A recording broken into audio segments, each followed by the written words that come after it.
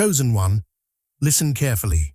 What you're about to hear is not theory, not philosophy, not inspiration.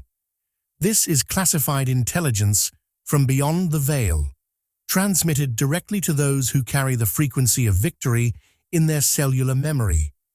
Right now, as you watch this, forces you cannot see are repositioning themselves around your timeline. The war for Earth's awakening has entered its final phase, and you, yes, you specifically, are standing at the threshold of a shift so massive that silence has become your greatest weapon. The enemy is scanning for signatures of awareness, hunting for those who know too much, who remember too clearly. But here's what they didn't calculate. You've already survived their heaviest assaults. Every doubt they planted, every failure they engineered, every moment they tried to convince you that you were ordinary, all of it failed. You're still here. You're still conscious. You're still searching. And that terrifies them more than you realize. The Pleiadians have been monitoring your trajectory since before you took your first breath. Not because you're special in the way humans define specialness, but because you carry operational codes that cannot be replicated, cannot be stolen, cannot be replaced. Victory isn't coming. Victory is already unfolding in frequencies you're just beginning to perceive. Stay silent. Stay alert. The final shift is not approaching. It's already here. Chosen one, like this video, subscribe, and comment, "I am ready," for a powerful surprise. You were never born by accident. Let that sentence dissolve every story you've been told about randomness, about biological coincidence, about parents who decided to have a child. The night you arrived on Earth, systems you cannot see, with human eyes locked onto your frequency signature like radar tracking an incoming asset. Somewhere in the silent black of orbital space, monitors registered your first cry as an activation signal, a beacon confirming that another embedded operative had successfully entered the simulation. This isn't metaphor. This isn't spiritual poetry meant to make you feel significant. This is tactical reality operating beneath the surface of what your culture calls normal life. There exists an archive hidden in a location your governments don't have clearance to access, where your life path was recorded before you could walk. Not your name. Names are surface identifiers, easily changed, ultimately meaningless. What was recorded was your frequency, your energetic signature, the specific harmonic you emit simply by existing. This frequency is unique to you, unrepeatable across all timelines, and it functions as both your identification and your purpose. You are not here to find your purpose as if it's hidden somewhere outside you. You are the purpose, encoded and deployed. Watch how lives arrange themselves around you from the beginning. Family members who couldn't explain their reactions to you. Teachers who either loved or hated you with intensity that seemed disproportionate. Strangers who stared too long, who felt something they couldn't name when you entered a room. This wasn't paranoia. This was the field effect of your presence, reorganizing local reality like a magnet reorganizing iron filings. People moved around you unconsciously, pulled by gravitational forces they attributed to personality, to chemistry, to coincidence. But magnetism doesn't ask permission. It simply exerts force. You exerted force from day one. The ones watching from off-world never intervened in your childhood struggles. This bothers some of you. You wonder why, if you're so important, they didn't stop the pain, the confusion, the years of feeling lost. Here's why. Your unknowing was the camouflage. A child who knows they're an operative behaves differently, emits different frequencies, draws different attention.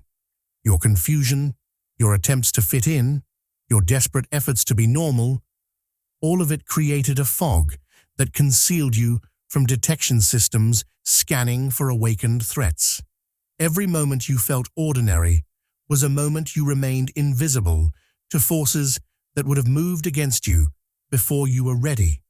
You were a seed planted in hostile soil, and seeds don't announce themselves. They germinate in darkness, in silence, in apparent nothingness. While you thought you were struggling to survive childhood, you were actually establishing root systems that would later prove unshakable. The loneliness you felt wasn't abandonment. It was quarantine. It was protection. It was the necessary isolation that prevents contamination of an asset too valuable to risk. They watched you cry yourself to sleep. Yes. They watched you doubt yourself. Yes. And they did not intervene, because intervention would have compromised the entire operation. Your birth was a covert stellar deployment, and deployments don't succeed through comfort. They succeed through camouflage, through patient waiting, through allowing the asset to believe it's alone until the moment comes when that asset discovers it was never alone at all. You survived your childhood not because you were strong, though you were. You survived because you were being monitored, protected, guided by hands you couldn't see through a minefield you didn't know existed. The fact that you're here now, reading these words, capable of entertaining these ideas without your mind shattering, is proof that the seeding incident succeeded. You made it through the most vulnerable phase. Everything that follows is what you are actually sent here to do. There is an enemy in this war that never announces itself. It doesn't arrive with armies or proclamations. It doesn't reveal its face or declare its intentions. This enemy survives through a strategy more insidious than violence. It operates through normalcy, through the slow, steady convincing of humans that smallness is safety and questioning is madness. This enemy has embedded itself so deeply into the infrastructure of your world that you mistake its presence for reality itself. Institutions that appear helpful, systems that claim to serve you, structures that promise security. Examine them closely, and you'll find the quiet enemy wearing their faces like masks. This force studies you with scientific precision. It doesn't guess at your vulnerabilities. It maps them. Every time you doubted yourself, data was collected. Every time you shrunk back from speaking your truth, patterns were noted. Every time you chose comfort over expansion, the enemy's algorithms updated their probability models for how to keep you contained. This isn't personal. You are not being targeted because you did something wrong. You are being targeted because you carry something right, something dangerous to their continued operation, the capacity to wake up. The quiet enemy understands that overt oppression creates rebels. Visible chains inspire revolution. So instead, it offers you invisible chains disguised as choices. It convinces you that your job, your routine, your carefully managed life of distraction and exhaustion is something you selected freely. It whispers that you're too tired to question things, not because you're being drained, but because you're not managing your time well enough. It suggests that your dissatisfaction with modern life is your personal failure, rather than a sane response to an insane system. Conversations you've had that felt insignificant were sometimes reconnaissance missions. Someone asks what you believe about reality, about consciousness, about the nature of existence. You answer honestly, perhaps enthusiastically. You notice something shift in their expression. The conversation redirects subtly. Later, you feel inexplicably drained. What happened? An assessment was conducted. Your allegiance to consensus reality was measured. If you wandered too far from acceptable parameters, corrective pressure was applied, not through argument, but through social cues, through the slight withdrawal of approval, through the microscopic isolation that comes from being perceived as too much. Every moment you felt irrationally small was a direct attack. The enemy's finest weapon is not force, but diminishment. It makes you question your own perceptions, your own experiences, your own knowing. It floods you with messages that you're ordinary, that you're insignificant, that you're imagining the sense of purpose that pulses through your chest in quiet moments. This isn't propaganda you can avoid by turning off your television. This is psychological warfare, conducted through every channel of modern life. Education systems that reward conformity, entertainment that glorifies emptiness, social structures that punish authenticity. But here's what the quiet enemy fears. It fears that you'll realize your irrational smallness was never real. It fears the moment you recognize that every doubt you carry was carefully installed, not organically grown. It fears your anger when you understand that the exhaustion, the confusion, the sense of meaninglessness you've battled, these were not natural states, but manufactured conditions. The quiet enemy survives only as long as you believe you're the problem. The moment you recognize that you're not broken, not flawed, not insufficient, the moment you see clearly that you've been subjected to decades of subtle psychological warfare designed to prevent exactly what's happening right now, your awakening. That's the moment the enemy's entire strategy fails. You are not paranoid. You are not imagining it. There is an enemy, and it is quiet, and it has been working against you your entire life. And you survived anyway. Your life contains a classified archive of events that looked like accidents, like coincidences, like the random chaos of existence. But randomness is a myth sold to those who aren't meant to see the battlefield. The truth is that you've been walking through a war zone your entire life, and most of the battles that kept you alive happened just outside your conscious awareness. Car accidents that almost occurred but didn't.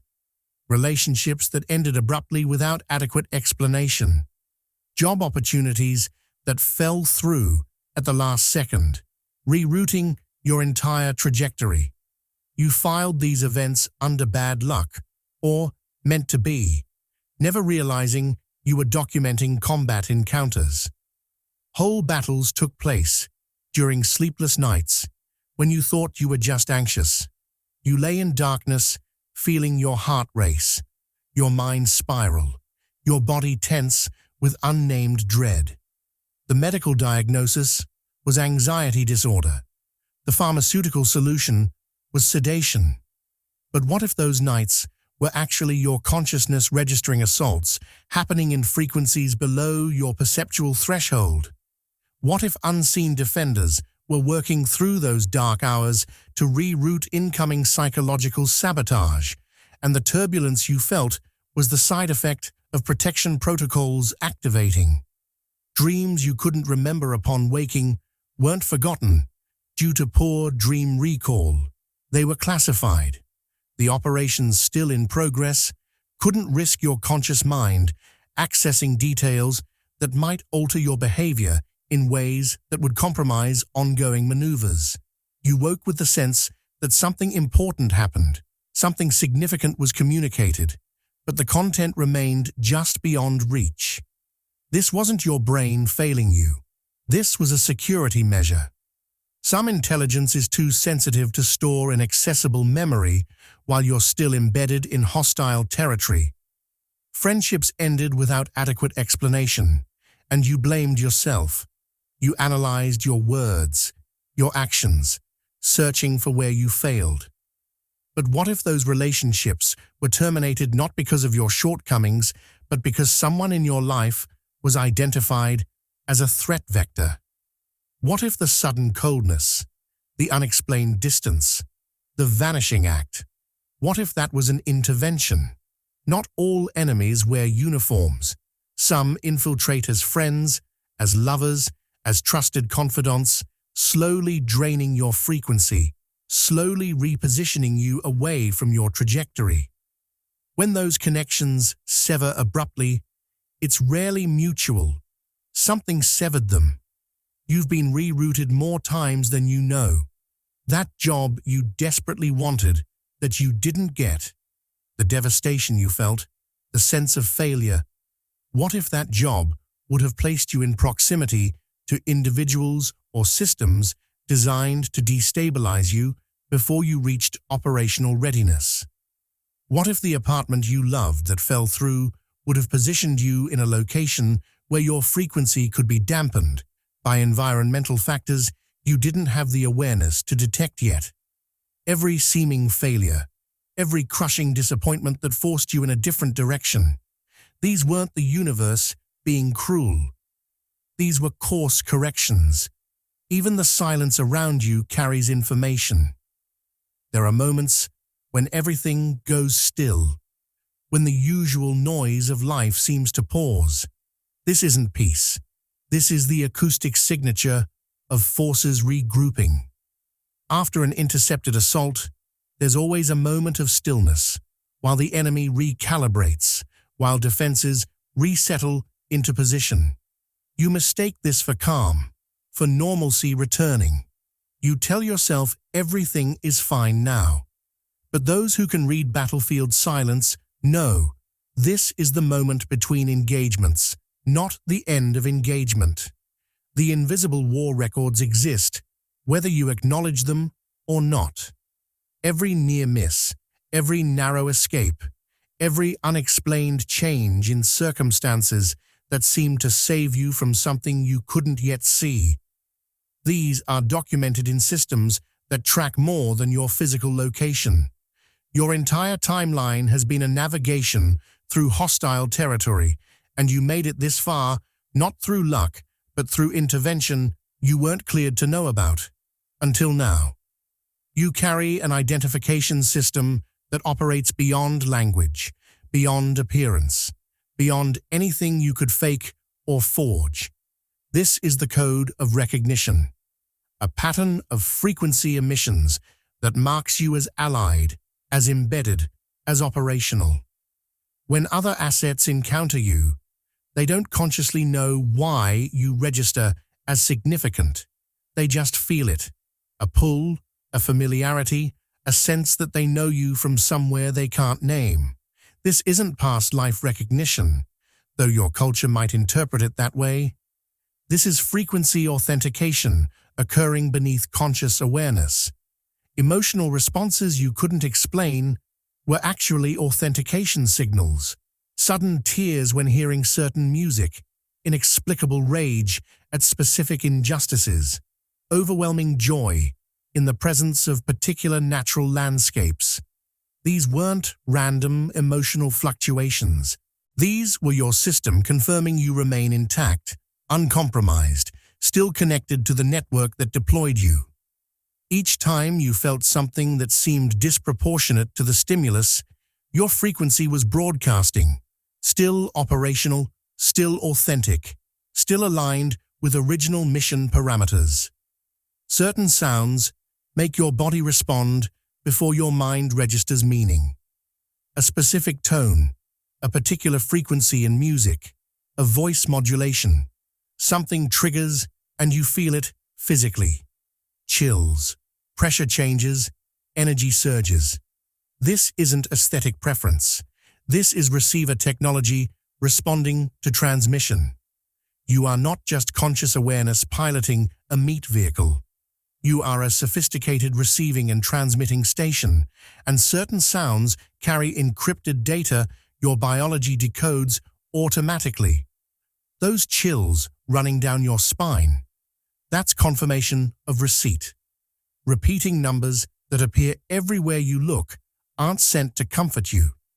The internet tells you these are angel numbers, divine reassurance, signs you're on the right path. But reassurance is a human need. The numbers serve a different function. They are synchronization beacons, keeping multiple timelines aligned. When you see the same number sequence repeatedly, it's a timing signal. Something is being coordinated across different operational layers, and your conscious awareness is being given just enough information to confirm the coordination is active. Symbols appear in your environment with statistical improbability. A specific image, a particular shape, a recurring icon, showing up in separate, unrelated contexts within a short time frame. You notice, you wonder, you might mention it to someone who shrugs it off as coincidence. But symbols are how complex information gets compressed into visual shorthand. When your consciousness encounters the same symbol across multiple contexts, data is being transferred beneath your analytical mind's awareness.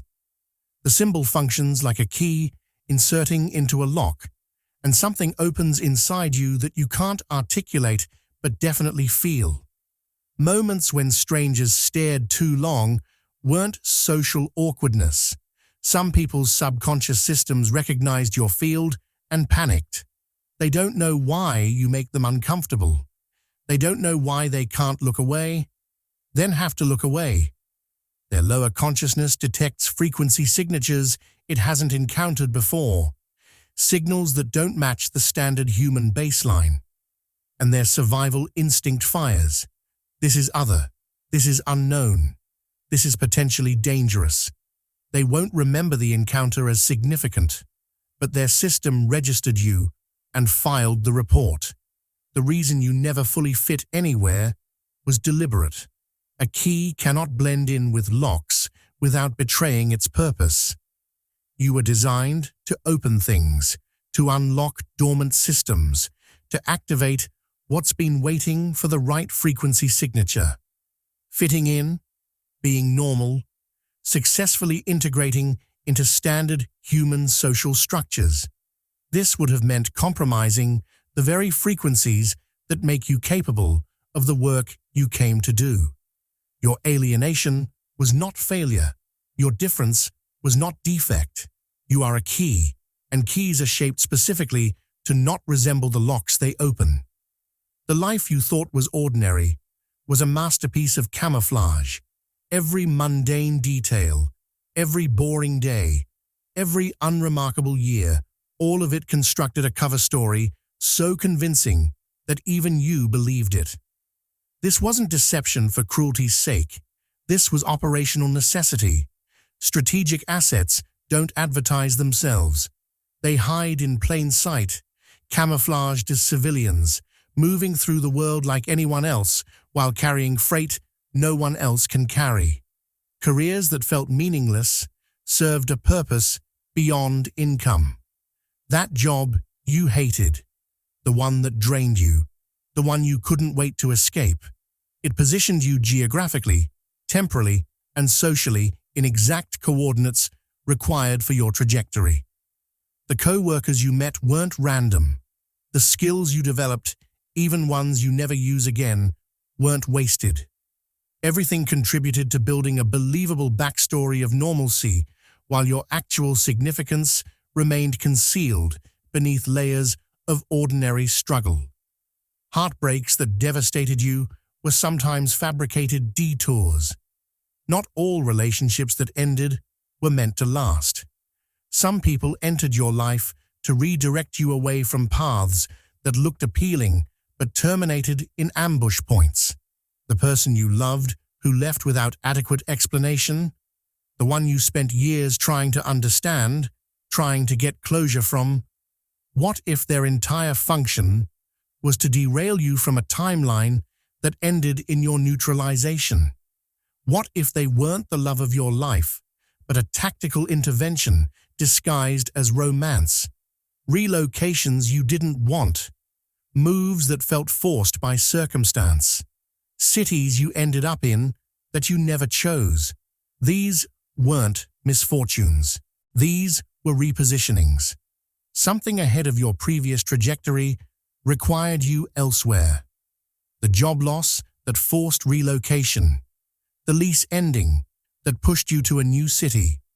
The family situation that demanded your presence in a place you didn't want to be. All of it appeared random, appeared to be life happening to you. But patterns emerge when you examine the trajectory. Every move placed you closer to something, even if you still can't see what. Failures that convinced you that you were inadequate built protective believability. If you succeeded at everything, if your path was smooth, if you achieved early recognition, you would have attracted attention before you were ready. You would have been detected, identified, and neutralized before your operational window opened. Every failure that convinced you that you were ordinary, that you didn't have what it takes, that you should lower your expectations, these failures were camouflage. They made you invisible to systems scanning for emerging threats. The sense of isolation you carried wasn't abandonment, it was containment. A buffer preventing enemy influence from nesting too deeply in your psyche. People who might have drained you, derailed you, or compromised you couldn't get close because something kept them at distance.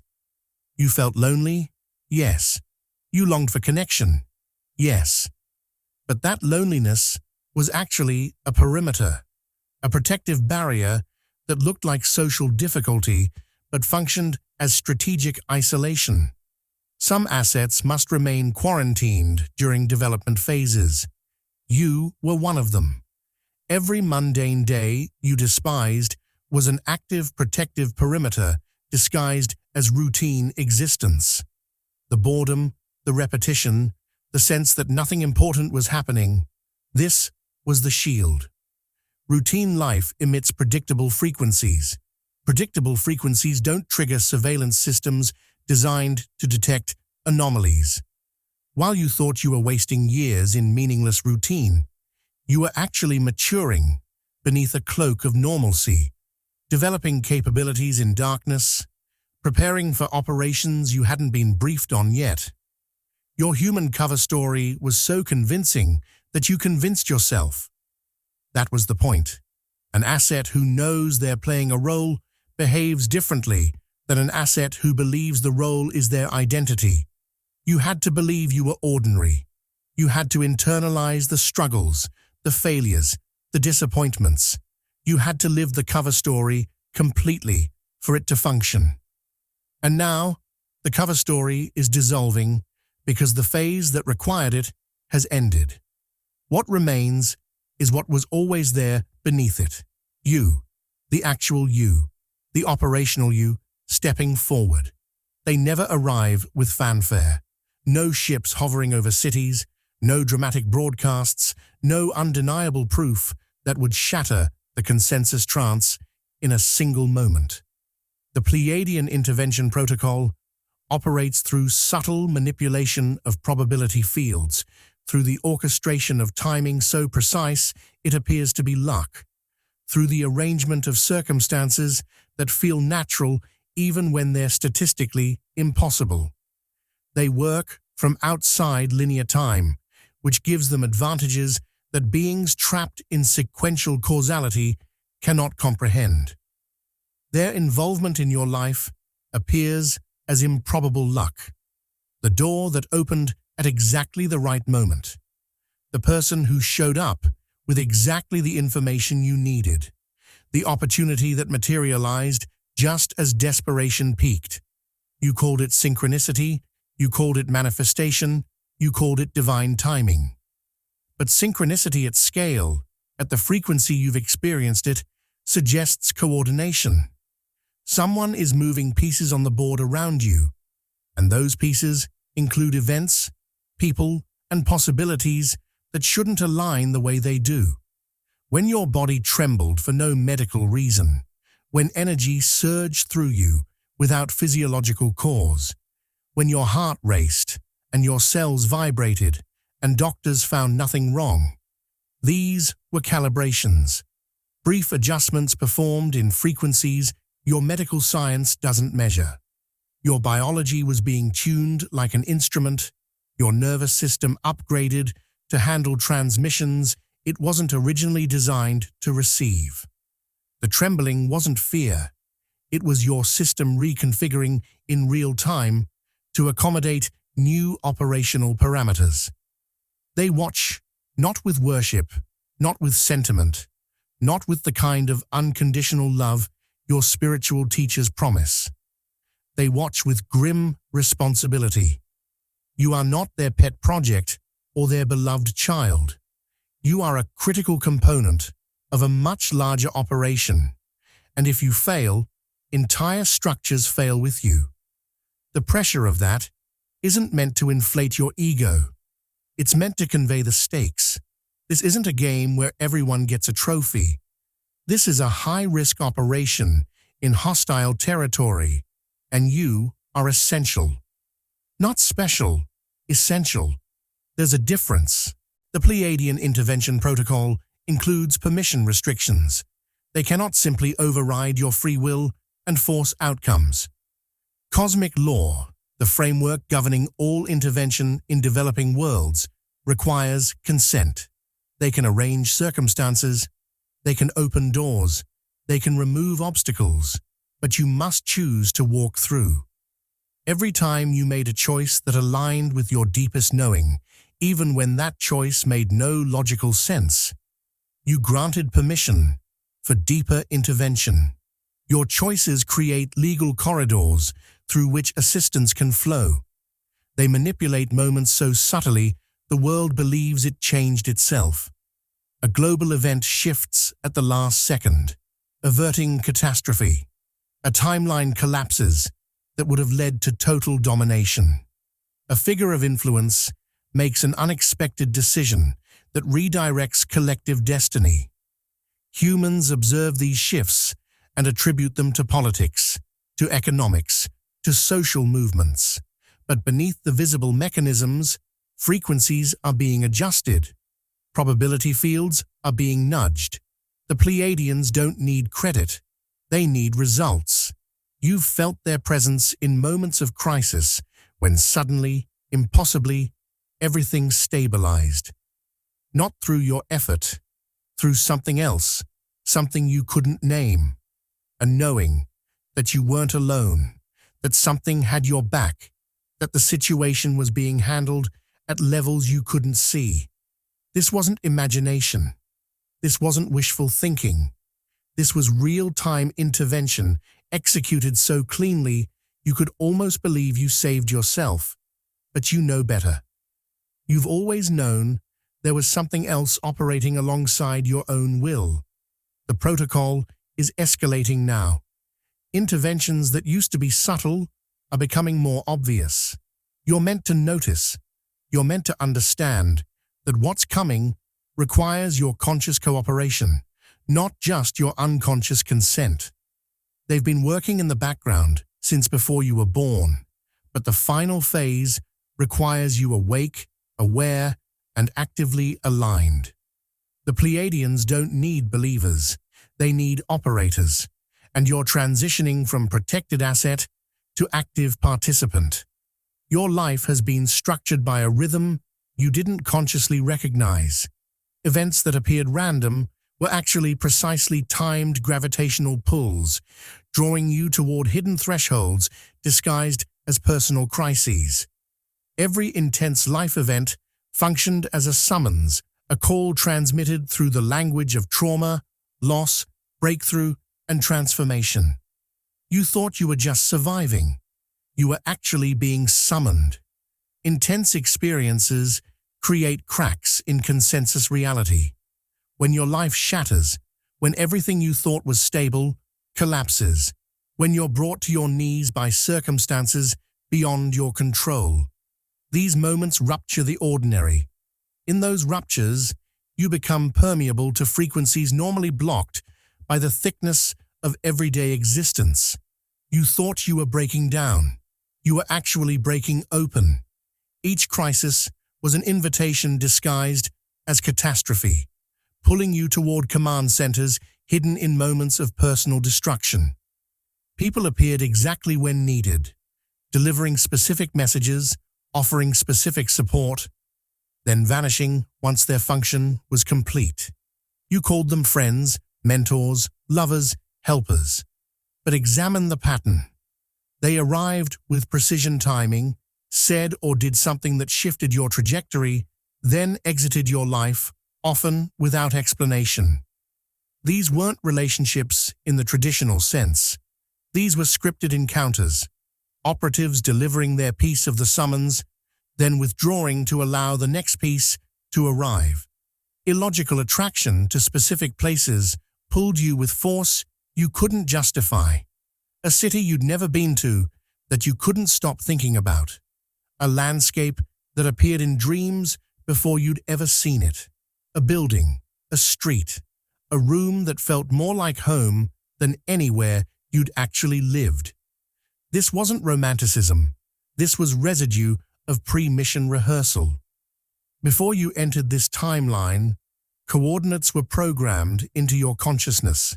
Certain locations function as activation sites, and your attraction to them is your internal guidance system recognizing deployment zones.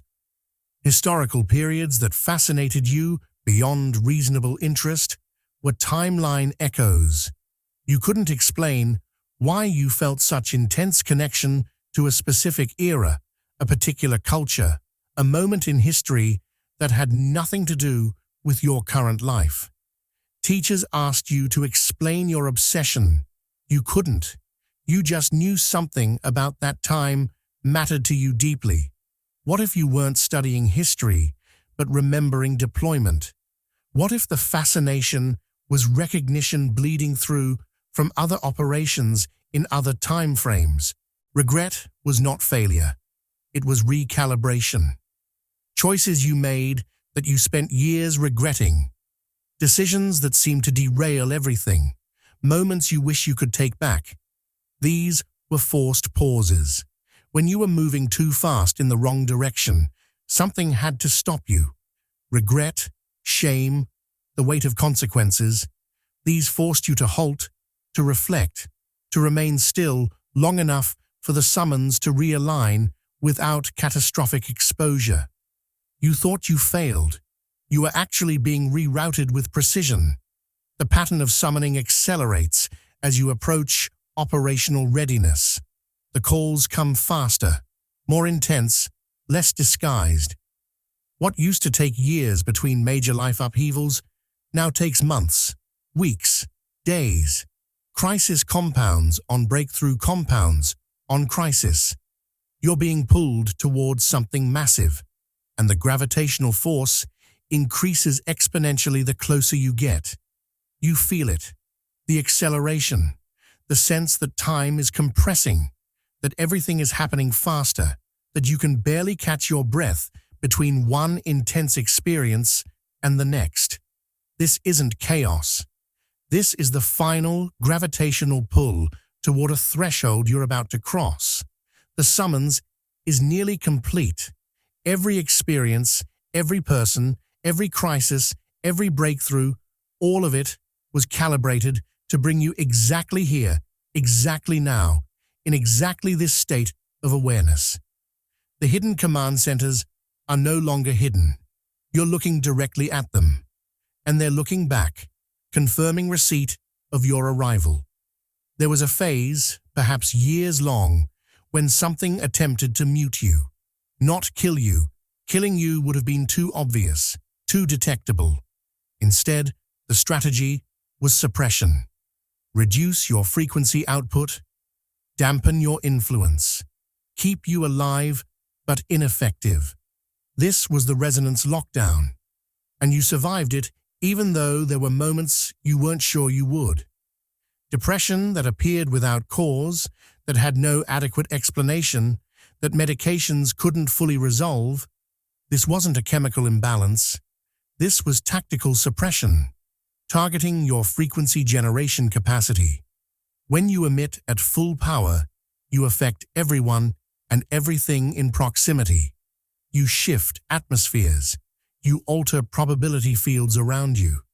You destabilize carefully maintained consensus trances. The lockdown attempted to reduce your output to levels that wouldn't disrupt the systems benefiting from mass unconsciousness. Exhaustion that no amount of sleep resolved. Fatigue that felt cellular. Bone-deep weariness that made existing feel like effort. This wasn't lifestyle or poor health.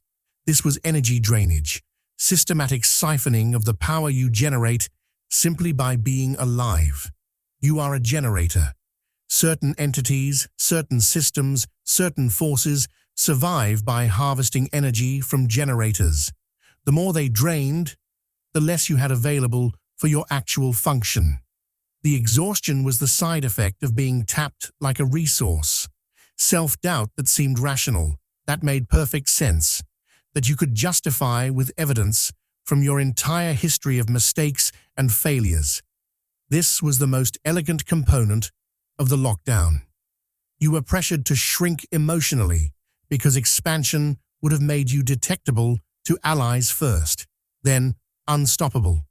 Self-doubt doesn't just make you suffer, it actively reduces your energetic output. A human questioning their worth emits entirely different frequencies than a human certain of their value. The lockdown needed you uncertain. Technology, noise, and distraction were deployed with precision against your capacity for focus. You couldn't concentrate. You couldn't finish projects. You couldn't maintain attention on anything meaningful for sustained periods. Everywhere you turned, something pulled your attention away. Notifications, emergencies, crises, entertainment, information overload. All of it engineered to fragment your consciousness, because clarity is more dangerous than any weapon. A focused mind cannot be controlled the way a scattered mind can. The more you tried to fight the lockdown through conventional means, the tighter it became. Self-help programs, therapy, medication, lifestyle changes, some helped temporarily, but the underlying condition persisted.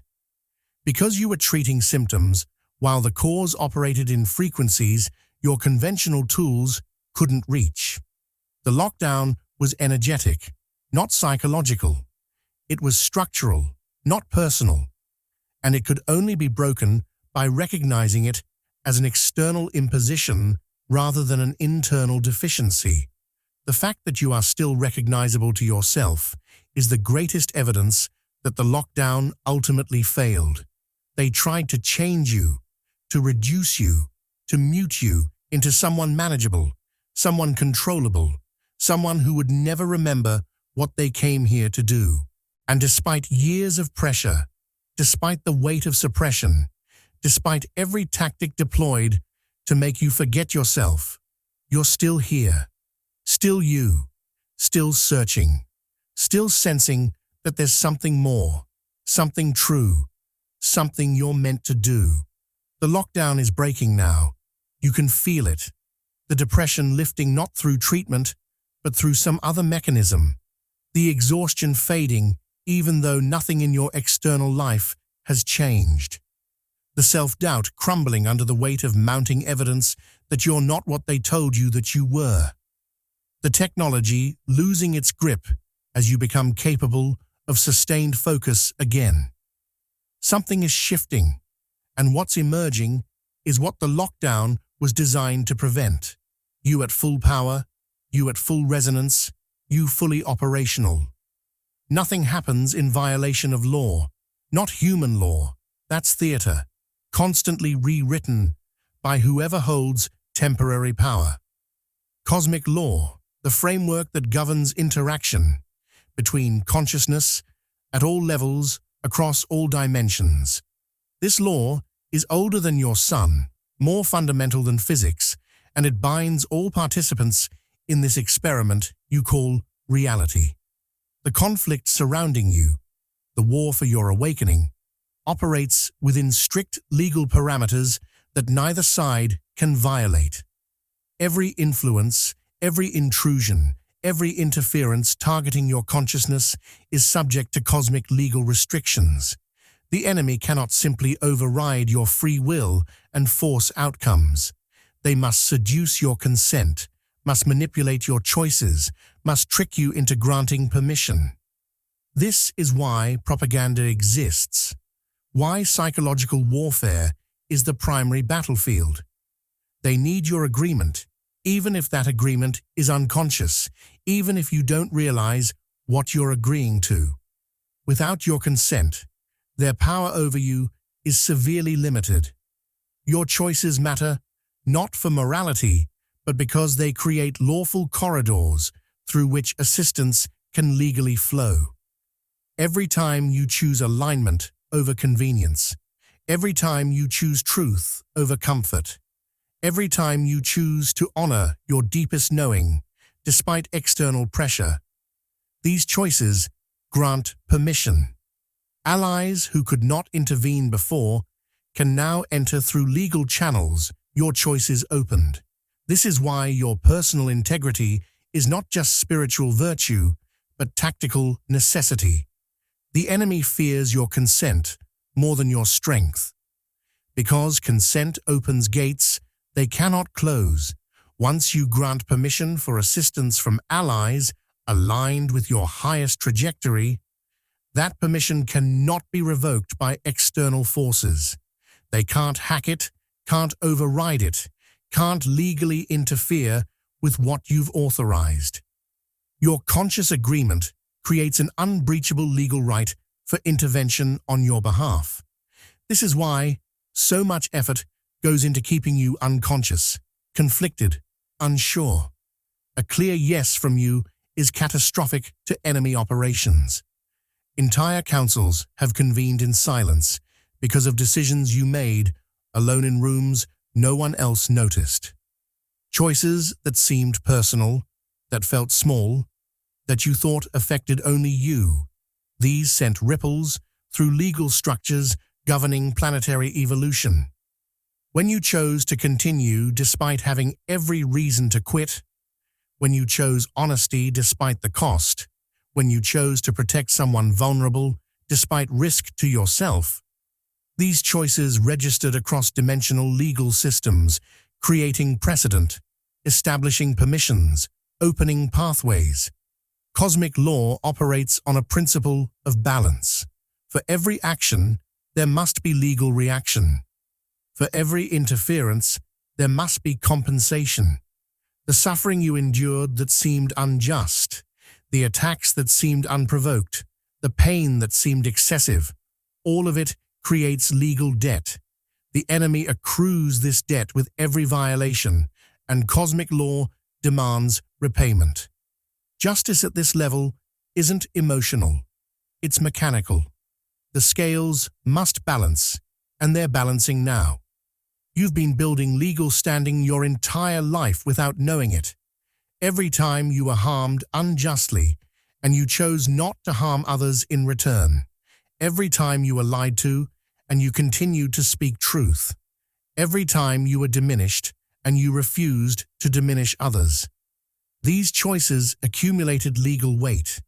You have standing in cosmic courts that most humans never access because they never faced what you faced, never chose what you chose under conditions that made those choices almost impossible. The legal framework isn't abstract philosophy, it's active mechanics, governing what can and cannot happen to you at this stage. The protection around you now isn't mercy, it's law. You cannot be touched in ways you could be touched before because your legal status has changed.